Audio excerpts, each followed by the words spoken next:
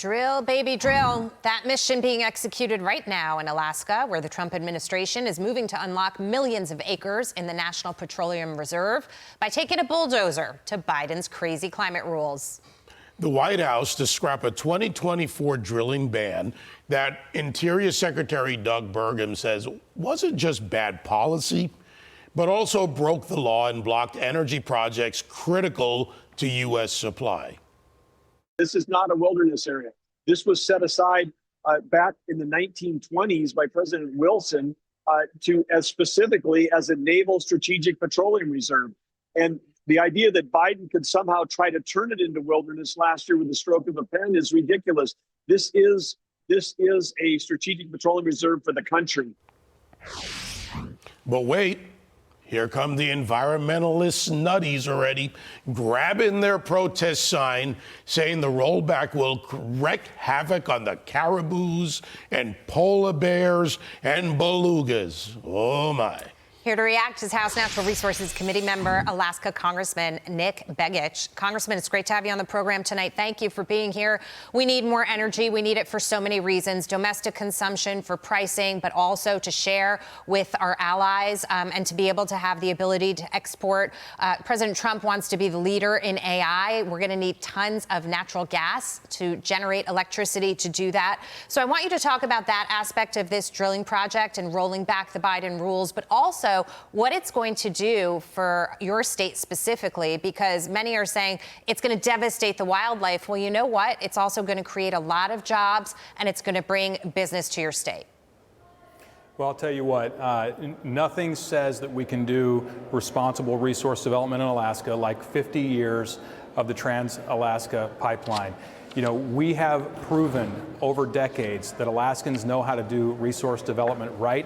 And in fact, many of the same objections that are being raised today were raised 50 years ago when that pipeline was being discussed.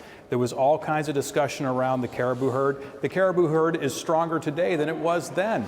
We know how to develop in harmony with nature, and we need this energy. You're 100% right. Whether it's AI or the growing demands of the reshoring of manufacturing to the United States, we've got to have stable baseload power. We have that power in abundance in the form of Alaska's natural gas, and we're looking forward to unleashing that for the benefit of not just Alaskans, but for the entire nation.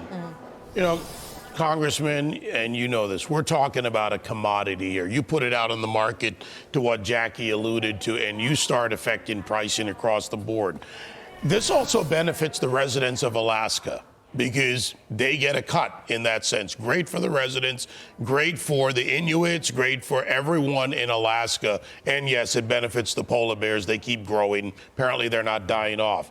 Looking at the map, which I have right here, of the SPR, of the Petroleum Reserve in Alaska, this is a small area compared to the entire state. So the enviro-nutty footprint that they're claiming doesn't exist.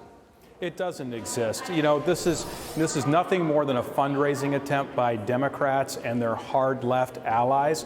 They use Alaska as a political football, but the reality is Alaska has more estimated undiscovered natural gas and oil than any other state in the country. We need to, it is incumbent on us to unlock the resources of Alaska for the benefit of this nation. And it's not just oil and gas, it's also critical minerals, base metals, precious metals, rare earths. We have all of those things in Alaska in abundance. 49 of the nation's 50 critical minerals are in Alaska. We see China right now continuing to double down on this strategy of restricting our ability to access rare earths and critical minerals. There's no reason for that. We have those resources in Alaska, and they're available to the people of our nation with the right leadership. And real quick, when it comes to China, whether it be, extracting minerals or doing coal projects, whatever it is, they don't pay any attention to any kind of climate regulation. I just want to underscore the fact that here in the United States, we have used innovation, we have used technology, the energy industry, to make it safe, to make it efficient, to make it cheaper. All of these controls are in place to make sure that it's as safe as possible. You're 100% right. And I tell everybody, look, if you really care about the earth, if you're a true environmentalist, You should demand that the work of resource development be done where it's done best. And it's done best in the United States. It's done best in Alaska. So someone who really cares about the Earth shouldn't be demanding we close off development here at home. They should be demanding we bring it back home where we can keep a watchful eye and a responsible hand on that resource development. That's Alaska. That's the United States. It's the responsible path forward. Under President Biden, we experienced obstruction. Under President Trump, we're experiencing production. And it's time to unlock Alaska and start producing. Absolutely, and I'll just make the point that this is part of his larger economic policy, the energy aspect. Unleash American energy, free energy. Congressman, thanks. Thanks for being here. Nick Begich. Thank you. Drill, baby, drill. Okay.